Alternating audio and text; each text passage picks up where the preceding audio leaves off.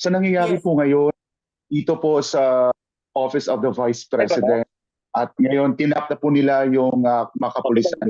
Can we still trust this government, ma'am? Sinabi kayo na ako nagpe-preside eh.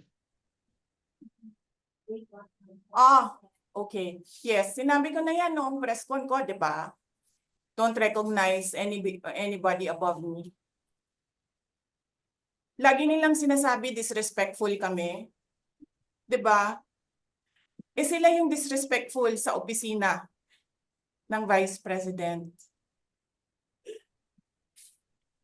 Kung ano yung ginagawa nila sa amin, yun lang din yung ginagawa namin sa kanila. Diba? Nagagawa ko yun. Kasi Vice President ako. Pero isipin nyo, yung ordinaryong mamamayan.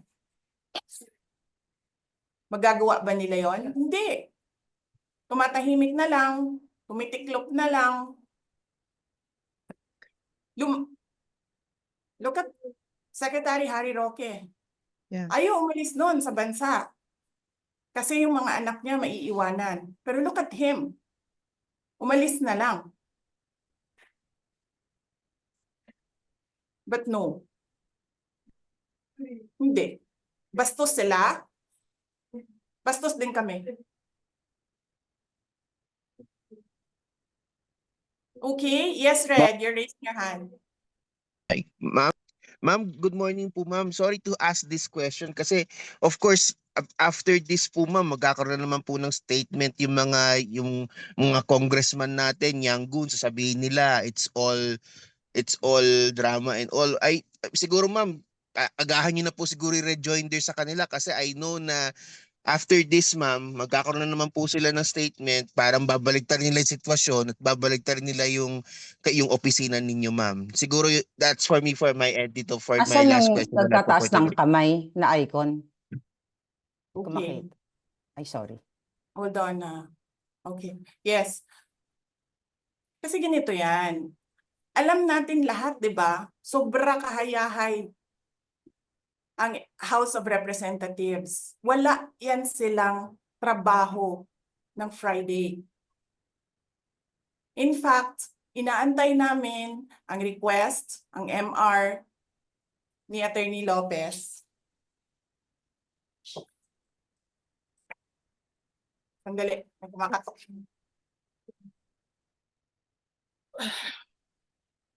Sorry, dalawa kasi kaming lawyers working here. Ako yung nasa loob na lawyer, nasa loob ng room, and then there's another lawyer outside of the room. So dalawa kami na nagtatrabaho. So yes. So alam namin na walang trabaho ang House of Representatives pag Friday. And then suddenly, kanina, yun na nga, sinabi niya kung anong nangyari dito na side. Tinawagan niya ako, sabi niya, you need to come because I need a lawyer. So pagdating ko dito, I told them I'm the lawyer. Pumasok ako, and then I read the order. And then while I was reading the first order, another order came in. And then, nakita ko doon sa order nila na parang by unanimous vote, parang ganyan. And then sa akin naman, parang paano kayo nag-meeting? Wala nga kayong trabaho pag Friday. Sobra kahayahay ninyo ng mga tao. Kaming lahat sa Office of the Vice President, Monday to Friday ang mga trabaho namin. Sa ibang opisina, Monday to Friday. I'm not saying na bawal yan.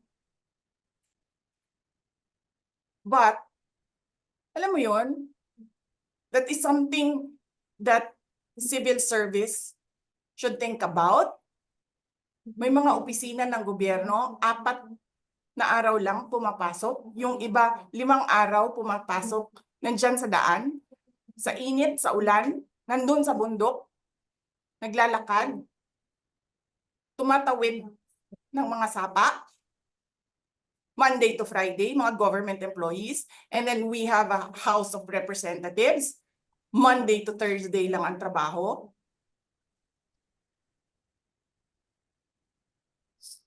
the civil Ah. service should rethink that. Ganyan. So anyway, wala sila. Wala silang trabaho.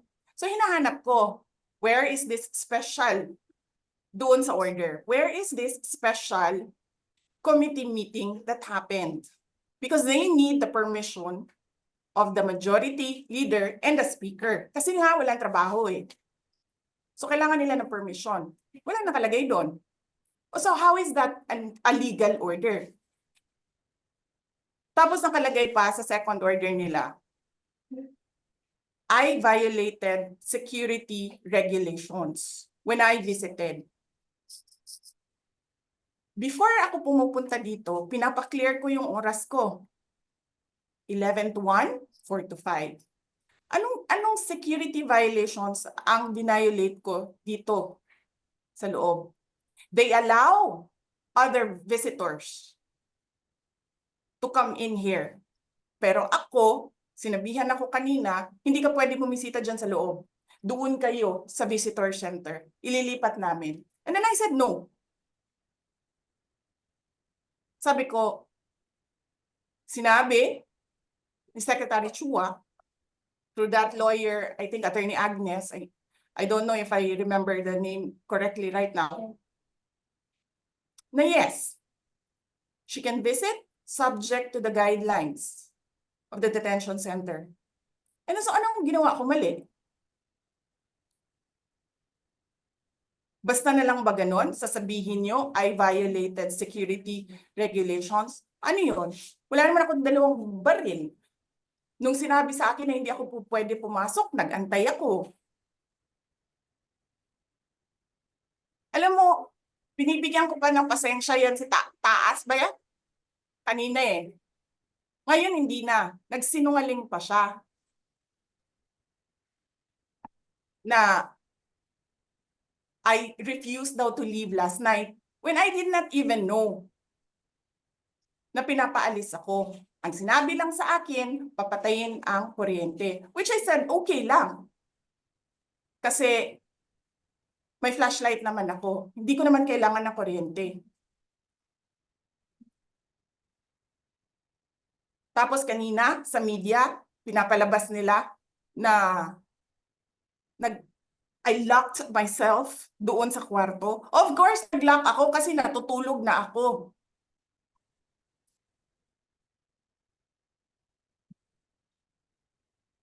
Tapos, what? Bawal ako magstay sa opisina ni Congressman Pulong Duterte. Bakit? Is not that government property? I was allowed by the lawful occupant and possessor of that office to stay there, to assist a detainee who is inconsolable right now, na hindi mo na alam kung yung sakit niya sa likod is a heart attack o ano, kasi hindi nila pinapapasok yung doktor. 'Di ba? So yes, hinahanap ko kanina, sabi ko, where is this permission from the speaker? Na meron kayong committee hearing kanina in the dead of the night to give an order na i-commit doon sa correctional facility. And where is the rule that says kapag may violation sa detention facility ay ililipat sa correctional facility? Ano yun? You make rules as you go along? Ano yun? Di ba dapat sa demokrasya, there's a rule of law? And then they make rules as they go along? Kung ano lang, whatever pleases the speaker, get her out of the House of Representatives kasi hindi siya dapat nandiyan. Bakit? Pagmamayari niyo ba itong compound na ito? And then sasabihin pa nila sa akin na there is a threat to my life inside the batasang pambansa? Why is there a threat to my life? This is the most secured facility because nandito lahat ng mga spoiled brat sa ating bansa. Tapos, sasabihin pa nila, well, pabigat ka sa amin kasi kailangan namin dagdagan ang security mo. Bakit? Trabaho ba nila magbantay sa akin? Eh di ba trabaho ng DPSPG yon? Na may I just say? Binabawasan nila ng binabawasan araw-araw? Na as if this office is not the second highest office in this country, and only because umalis ako sa administration? Kailan ba nagsimula yung atake nila? Alalahanin nyo. Di ba? After ako nag-resign sa DepEd? Kailan ba nagsimula yung pambabastos nila? Last year.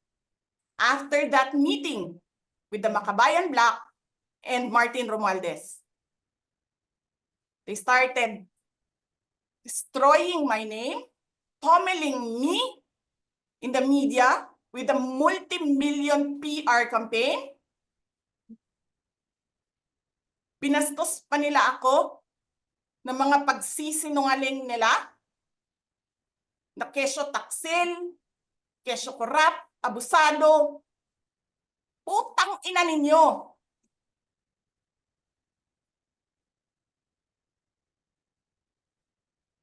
Sino ang korap? Yung mga congressman na yan na nag-hearing, anong sinasabi nila? Pagkatapos, pag na-off na ang mic, pag wala ng media, pasensya na kayo ha. Kailangan kasi namin ng pera. Mag-eleksyon na kasi. Pakisabi kay Sara ha. Hindi ko naman gusto tong ginagawa ko eh. Hindi mo pala gusto ginagawa mo eh. Bakit mo sinisira pangalan ko? Joel Chua. Ganyan. Ganyan ang bansa. This country is going to hell because we are led by a person who doesn't know how to be a president and who is a liar. Alam nyo anong pruweba ko na sinungaling siya? Tinanong ko, 2 businessman. Matagal na sa negosyo ng bigas. Because I was concerned. This is a campaign promise. 20 pesos na kilo ng bigas. And so, I really sat down and talked to a businessman. Sabi ko, sabihin mo sa akin, kung magagawa ba yung 20 pesos? Sabi niya, hindi. Napaka-imposibleng gawin yan. Because more than 20 pesos ang cost. Paano ka magbenta ng palugi? So tinanong ko, nagsinungaling ba siya nung sinabi niya? And then he said outright, yes. It's either he did not know what he was talking about, that's so incompetent, or he was lying through his teeth to get the votes of people.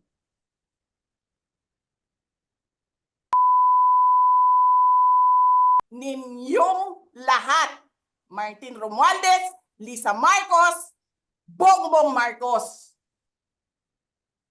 Ginigit-git nyo yung mga tao ko dyan sa envelope na yan. Lisa Marcos, naalala mo, nagpadala ka sa akin ng video? Sinabihan mo ako saan kukunin ang pera. Pinakita mo ang muka ng tao doon sa video message mo. Hi, Nikki. This is she's been working with us for the longest time. We trust her. You sent me written instructions about money. Millions a month. Anong nakalagay doon sa envelope? DepEd. Anong ginawa ko? Binigay ko sa DepEd! Wala ka ngang posisyon sa gobyerno, namimigay ka ng pera ng gobyerno eh. Sisirain nyo yung tangal ng mga kasama ko sa Office of the Vice President. Sasabihin nyo sa mga tao, nakaw yan, confidential funds yan. Niwala nga kayong isang proof na confidential funds yan. Naniwala lang kayo sa isang babae na ang pangalan ay Gloria Mercado na nagsabi confidential funds yan, na hindi nyo nga nilabas na wala pang confidential funds, meron ng white envelope. Kasi 2022 pa lang, may utos na ng pera sa DepEd. Tapos kami yung nagsisinungaling? Nagpipigil ako eh. Kasi gusto ko lang magtrabaho. Gusto ko lang tapusin nyo na yung now show ninyo dyan sa House of Representatives para makabalik na kami sa trabaho namin. Tapos ganyan ang gagawin ninyo sa amin dahil hindi kami sumusunod sa inyo? Dahil ayaw na namin tumulong sa inyo? Ganito gagawin ninyo? Presidente ka, may speaker ka na involved sa bribery ng Supreme Court justices. May video, may kaso, may witnesses. Hindi mo tinanggal yung speaker mo. Pinabayaan mo siya abusuhin ang pera ng bayan. Paikot-ikot sa buong bansa, namimigay ng pera na para bang kanya yung pera. Eh di ba nga, lagi niyo sinasabi separation of powers? Anong trabaho ng legislative branch? Gumawa ng batas. Anong ginagawa ni Martin Romualdez? Nagdidirect ng DSWD, namimigay ng ayuda, nagsasabi kung anong bibigay, anong ibibigay, anong gagawin, sino ba ang presidente dito?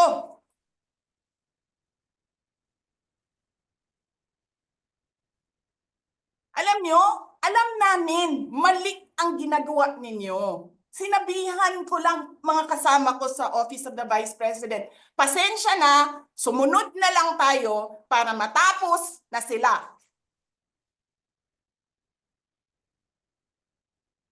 Tapos ganito ang gagawin ninyo? Alam namin, walang contemptuous doon sa ginawa ni Yusek Lopez. Wala. Lahat ng tanong sinagot niya, pumunta siya, maayos siya kumausap, and then sasabihin ninyo sa amin, bakit kami susulat sa COA? Bakit hindi kami susulat sa COA? Hindi tapos ang appeal namin. Hindi tapos ang audit namin. Tapos buhaghag na ninyo dihatanan ang gisubmit namo sa COA?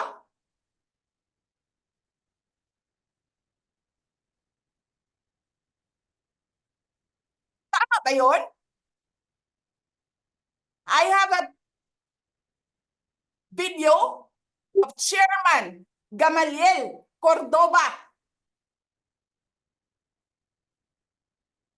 Sinasabi niya, mali ang ginawa niya. Tama ba yun? Ikaw ba ang auditor? Ikaw ang appeals. Wala pa kaming audit? Sasabihin mo na mali kami? Hindi pa kayo nakakita ng kalaban na tulad ko. Nagpigil ako na nagpigil. Kasi masama sa bayan. Hindi maganda ang political instability.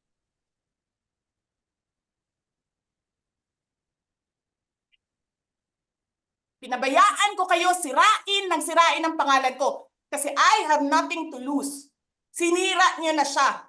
Wala na siyang ikakasira pa.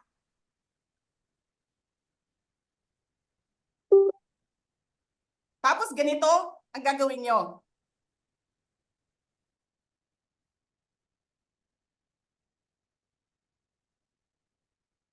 Hindi ko alam paano nakakatulog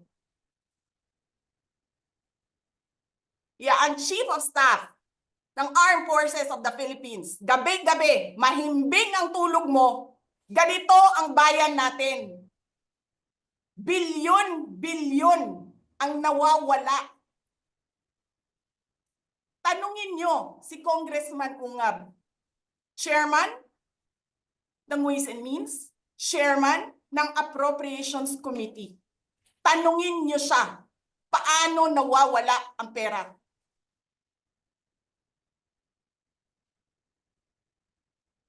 Paano nyo ginagel ang pera ng Department of Education?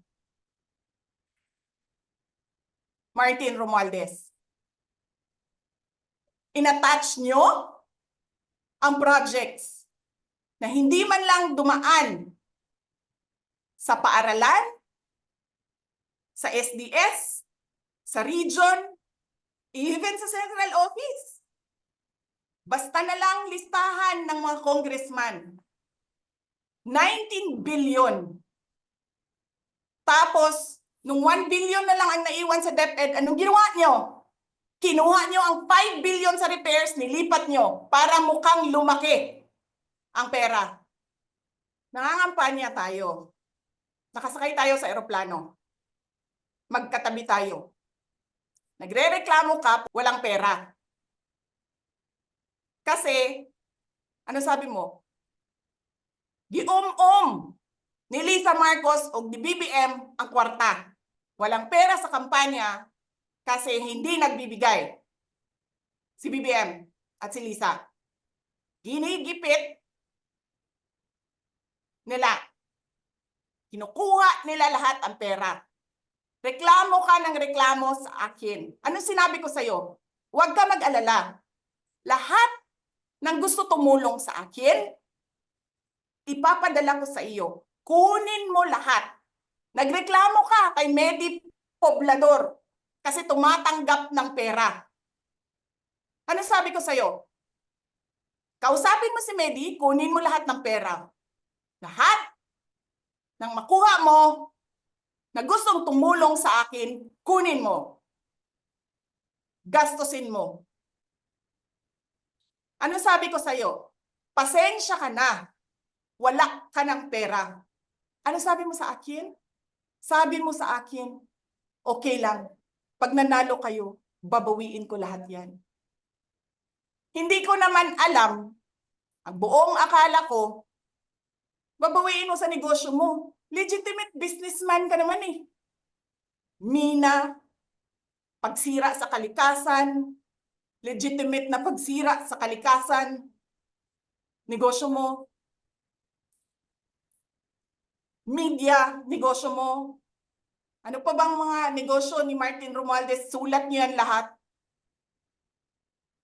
Akala ko magninegosyo ka lang. Kasi businessman ka naman. Hindi ko naman alam, binubulsa mo. Ibubulsa mo, kakamkamin mo, ang legal na pera at illegal na pera. Tanggap ka sa illegal, tanggap ka sa pogo. Pinaalis nyo lahat ng kompetisyon ninyo, naiwan ang pogo mo. Tanggap ka, pogo. May nagsasabi pa, tumatanggap ka sa smuggling, sa droga. Tapos kuha ka dito sa National Treasury. Akin ito, akin ito. Babawiin ko lahat. Masakit sa akin, Martin, hindi yung pagsira ng pangalan ko eh. Ang masakit sa akin,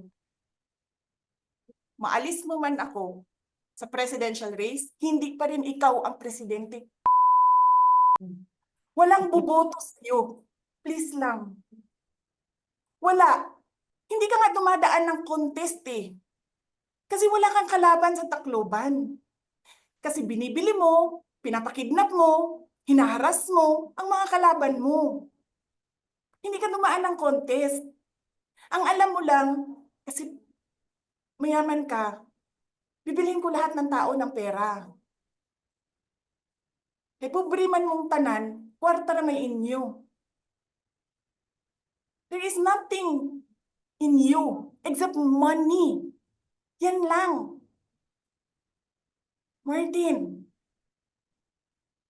harapin mo yung katotohanan. Walang walang boboto sa'yo. Senador man, Vice President man, walang boboto sa'yo. Hindi ko nga alam kung mananalo ka pa ngayon sa Tacloban eh. Palamang hindi na.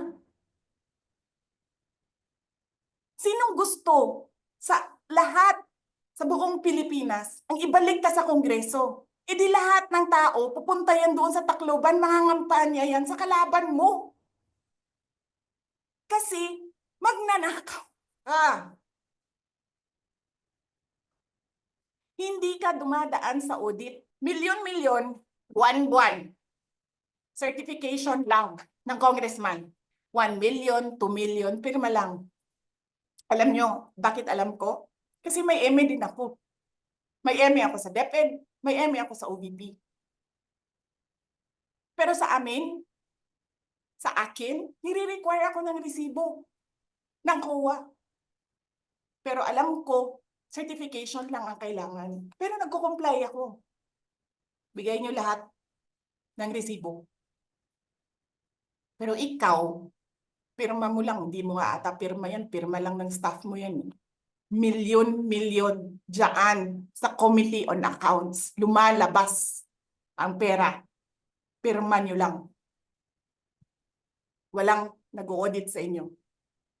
Sino ang nag-audit ng confidential funds ng Office of the President? Wala. Yan ang Pilipinas. Yan ang bagong Pilipinas. Kriminal ang speaker. Bakit ko nasabi kriminal siya? Basahin niyo yung kaso niya sa United States of America. Sinungaling, presidente. Double whammy pa. Hindi lang siya sinungaling. Hindi pa siya marunong maging presidente.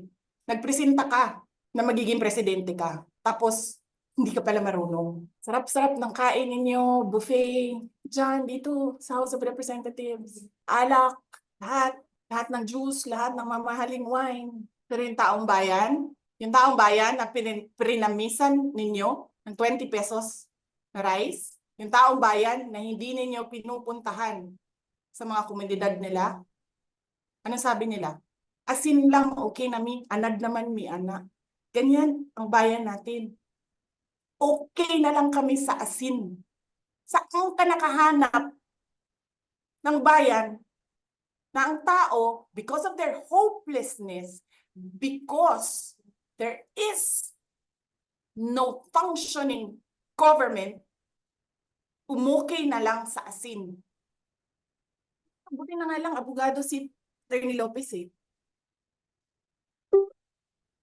Kasi alam niya kung ano sasabihin niya doon sa mga pumasok sa kwarto niya. Na take note, nagnakaw pa ng cellphone. Saan ka nakahanap? Papasok ka, nanakawin mo yung cellphone, dadalhin mo pa yung tao. Diba? Princess, you're raising your hand. Hello? Naririnig po ba ako, Princess Maui? Yes. Oh, thank you. Good morning po, Madam Vice President. Thank you so much nga po pala sa dala niyong hopya nung hearing na pumunta kayo for PRRD. Kami yung nasa likod niyo po, yung tinawag nilang bastos kasi pumalak pa kami because of Congresswoman Cardema. Ayan. Thank you, ma'am. Nakakain kami. Ako po ay natatakot kumain ng pagkain doon baka mamaya. Ma'am, mag-iingat po kayo. Nasa teritoryo kayo ng kalaban. Okay lang Nag-aalala po kami para ma'am, kasi sila naman na una eh. Sila talaga yung bastos eh. You reap Opo, what you sow. Yeah. Mag-iingat po kayo kasi sa dinami-rami po ng inyong mga pasabog ngayong gabi, it seems like marami po talaga kayong alam about them, no? Dahil sa pagkakasama niyo sa kanila during the campaign and during the 2022 elections. Baka po mamaya kasi totoo yung mga naririnig namin or yung I don't know if it's true na meron daw silang Operation Romanovs and baka bala kayong ubusin ang inyong pamilya dahil hadlang kayo sa kanilang mga balakin in the future. So mag-iingat po kayo. Kami po kasi kami ng EDSA Friday Group, kami yung bumababa every Friday dyan sa EDSA because we believe yan yung tamang venue sa dinami-rami na ng problema natin. Ang kaya lang naman po namin gawin ay manawagan na bumaba na yan. Ano po kaya ang remedy naman ninyong mga nasa posisyon or ng mga kayang labanan itong napakarami na pong ginagawang korupsyon at krimen laban sa taong bayan? Ano po ang pwede nyo maging remedy para matapos na ito, lalo't nagsisigaw na po ang taong bayan na mag-people power na? Yes. Huwag kang mag-alala, ma'am, sa security ko. Kasi may kinausap na ako na tao. Sinabi ko sa kanya, kapag pinatay ako, patayin mo si BBM, si Lisa Araneta, at si Martin Romualdez. No joke. No joke. Nagbilin na ako, ma'am. Pag namatay ako, sabi ko, huwag ka tumigil hanggang hindi mo mapatay sila. And then he said yes. So, alam mo, ma'am, yan ang lagi kong sinasabi sa Makabayan Blau nung mayor pa ako. Ang laban, wala dyan sa EDSA, ma'am. Wala dyan sa mga highway. Ang laban, ma'am, nandun sa loob ng palasyo. Yan ang problema. We appreciate yung expression ninyo ng disgust, ng pagkamuhi, ng hopelessness, kasi it reflects kung ano yung nararamdaman ng marami, milyon. Alam ko yan, ma'am, kasi kahit saan ako pumunta, ako ang sinasabihan, binoto namin yan dahil sinabi mo, iboto namin. So, yes, ma'am. Maraming salamat sa ginagawa ninyo. Dahil sa ginagawa ninyo, I'm sure nakikita yan ng taong bayan and na-appreciate nila yan. Marami sa ating mga kababayan ang gusto sumali sa inyo. Pero sa sobrang hirap ng buhay ngayon, hindi nila maiwanan yung mga trabaho nila at hanap buhay nila para pumunta sa daan. Bakit sila naghihirap? Bakit? Dahil sa gobyerno. Di ba dapat yung gobyerno natin ang nagpapagaan ng buhay ng tao? Bakit ang gobyerno natin ang nagpapahirap lalo sa tao? Kasi gusto ba nila lagi na lang mahirap ang mga tao para madali mapasunod? May mga lugar kami sa Mindanao na ganyan ang mga politiko. Gusto nila mahirap lahat. Kaya bahugan lang nila og kwarta. Governor na sila, mayor na sila, congressman na sila. Hanapin niyo, ma'am, yung mga lugar na sobrang hirap sa Mindanao. Tingnan nyo anong gawain ng politiko. Pinapakain lang ng pera ang tao. Binabastos yung kanilang pagkatao dahil wala silang pakialam. Yan din yung mga tao na gusto sumama sa inyo, na nakikiisa sa inyo, pero hindi nila maiwanan yung hanap buhay dahil sa pamilya. Madami yan. Madam Vice, Damsi, do you have question? Damsi? pwede bang ako muna sa Montreal? Oh, sige, sir. Madam Vice, I am the GUE sa Canadian Pinoy Region Montreal, diri sa Montreal. Ma'am, tama gina imong sulti, ma'am. Kay ako, ma'am, gapokus ko sa Kamiging. Grabe gid kayo ang pangdaog-daog nila sa mga tao sa Kamiging. Insakto gid ka, ma'am. Gipangbahugan na nila ang mga tao kay balo man gid kaon sa istorya sa Kamiging. Adlaw-adlaw na ko gibati ko si Romaldo pero gahi pagid kayo. So manginaot pag ko ma'am nga apilon mimo sila kay kana imong giistorya tinuod gigna tanan. Nagibahugan ra ni Romaldo ang mga kamigingnon kay para sunod-sunod ra niya. Daghang salamat.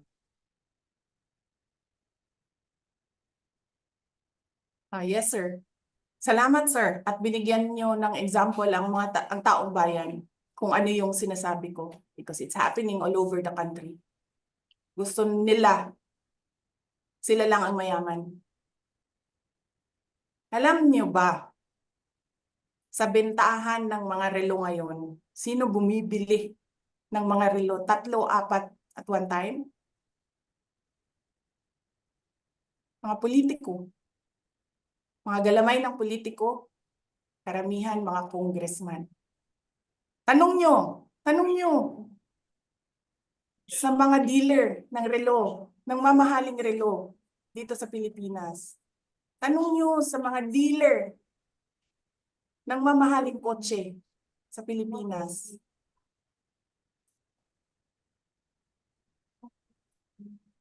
Ang mga congressman. Yes, Ralph, you're raising your hand.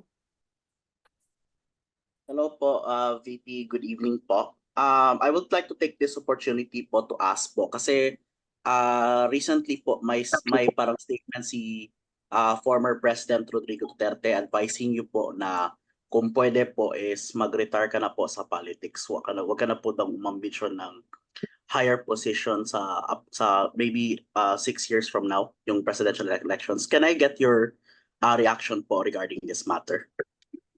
Yes, oo, darating tayo dyan. Sigurado ako na hindi ako sasali sa politika.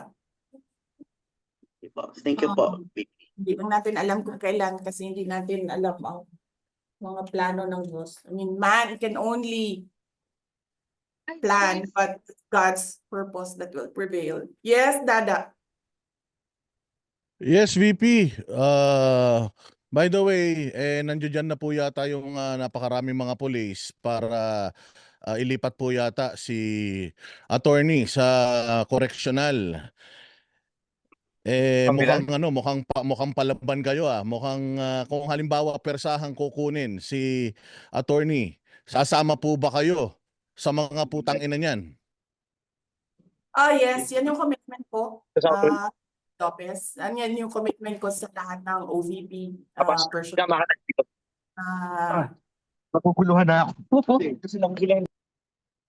Na sasamahan ko sila. Kung ano yung gusto nila, yun yung gagawin namin. So, sasamahan ko sila. Yes sir, nandyan sila sa labas. Pero talaga, totoo. Bakit kayo maglilipat ng tao sa loob ng correctional? Convict ba ito? Accused ba ito siya of a case?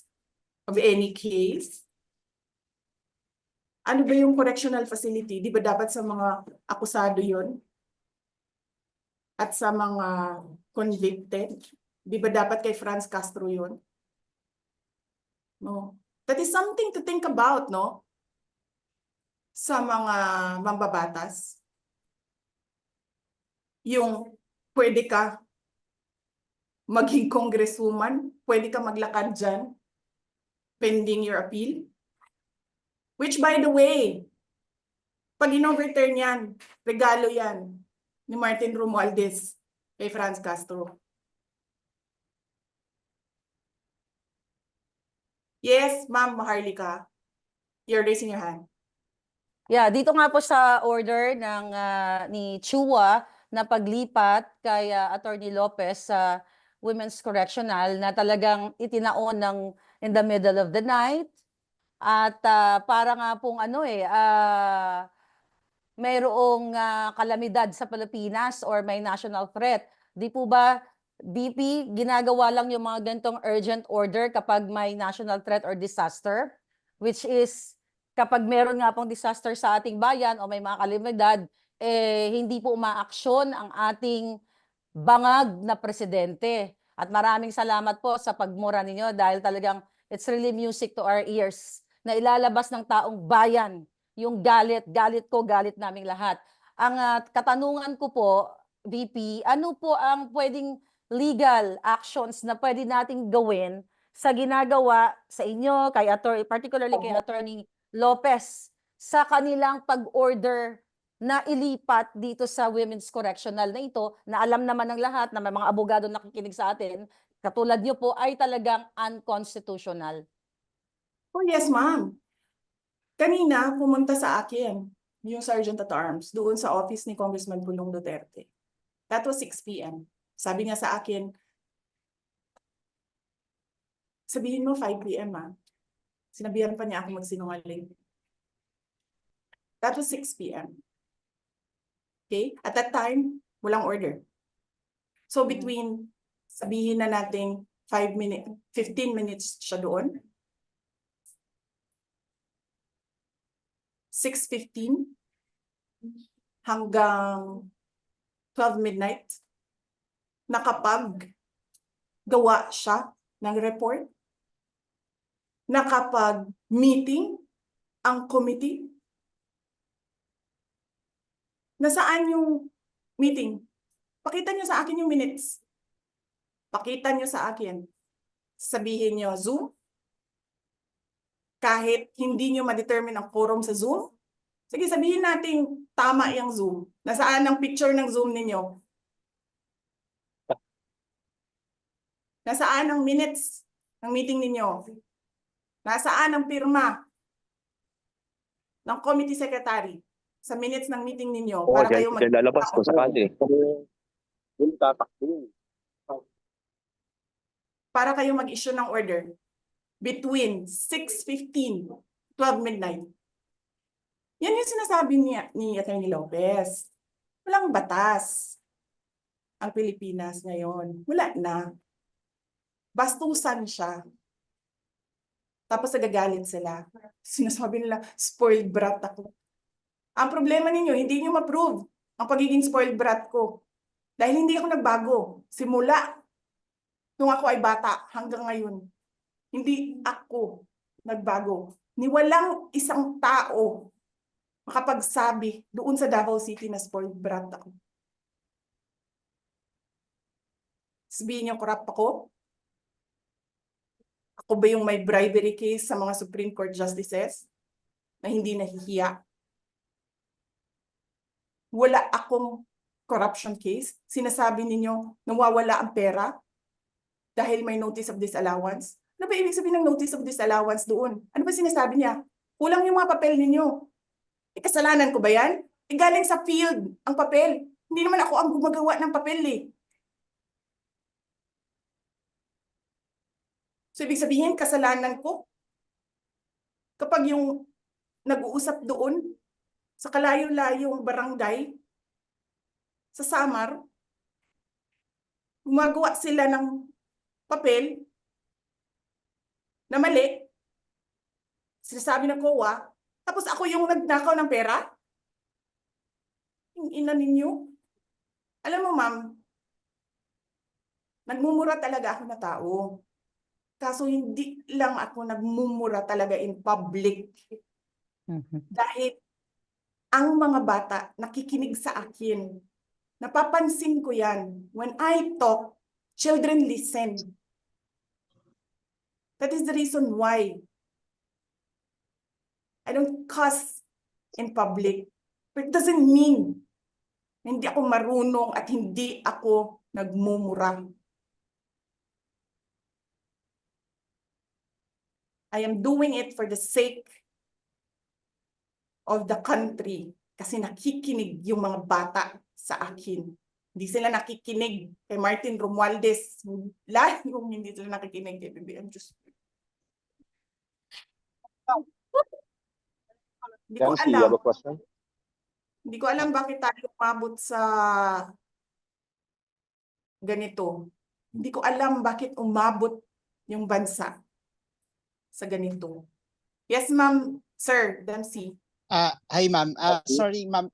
Yung nangyari ba ngayon, parang may nagkaroon ba ng standoff kanina? I mean, would you say if it was a standoff na kasi apparently parang based dun sa kwento ni Attorney Lopez kanina, parang ganun yung nangyari. Parang nasa labas daw sila and then parang I'm assuming adrenaline na ni Attorney Lopez na natulak niya yung pangharang dun sa pinto para hindi makapasok. So may ganun po bang nangyari, ma'am? I mean, can you just from your perspective, what happened? What's happening now? May standoff po bang nangyayari?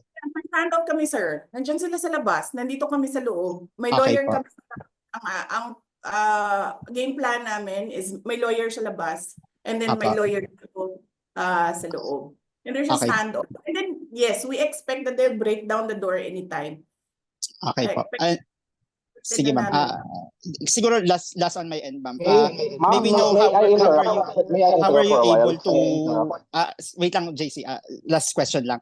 Ma'am, maybe just know, I mean, for everyone's information lang, how were you able to gain access sa loob ng detention facility at this hour din? Naglakad ako. She called me. Buti na lang hindi pa ako tulog. Tinawagan niya ako. And then she was crying and crying and crying. Hindi ko siya maintindihan. Umiiyak lang siya ng umiiyak. Hindi ko maintindihan. The mere fact na umiiyak siya ng umiiyak, I knew something was wrong. So bumaba ako.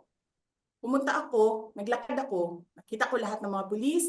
Nakita ko yung person with the big camera. Person with a small camera. And then sabi ko, where is she? Nobody answered. So dumiretso ako dito sa kwarto. And then kumatok ako. Sabi ko, si Sarah to, papasukin niyo ako. And then she said na, I want you to be my lawyer now. And then I said, okay, sige. Okay ma'am, thank you. Ma'am, may I interrupt? I was just informed by some members of the media station here at CCTV Station 6. Napapasok daw dyan ngayon si tatlong sasakyan carrying si PNP Marbil. Loob ng detention facility. Kung ito na nga, tanaw na sa labas. Yes.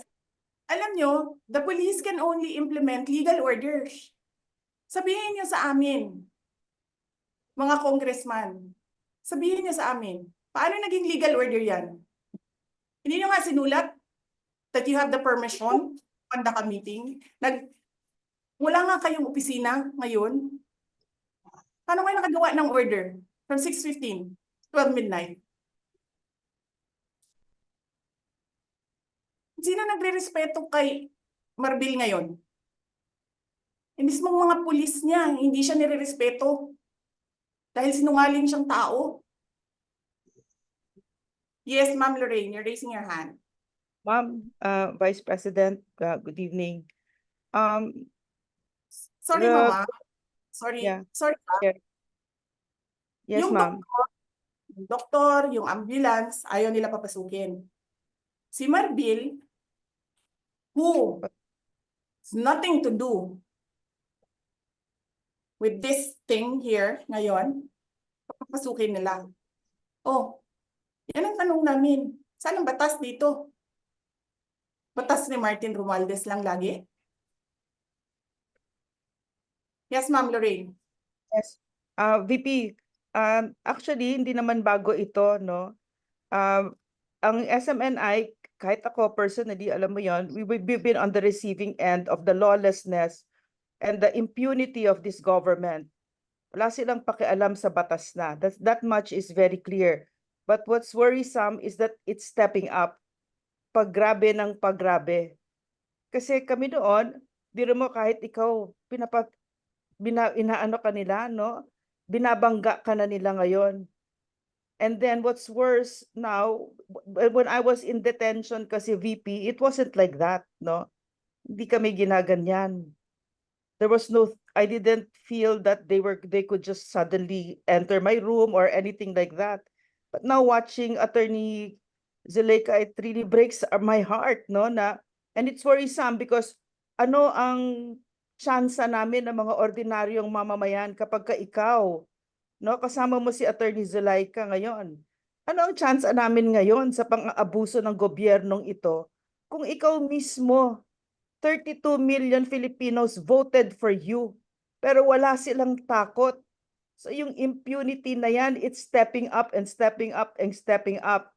So I only wanted to bring that up, Ma'am VP, because I don't think it will be beyond them to be carrying you out physically, and then it will get worse, di ba?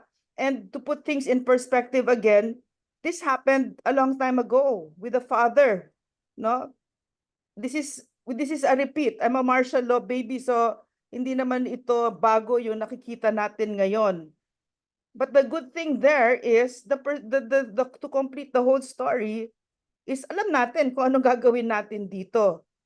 'Di ba? Nagawa natin, napasipa natin ng isang hindi matino na pangulo. Pero ngayon, yung tanong ko dito, yung my first concern now is it's stepping up.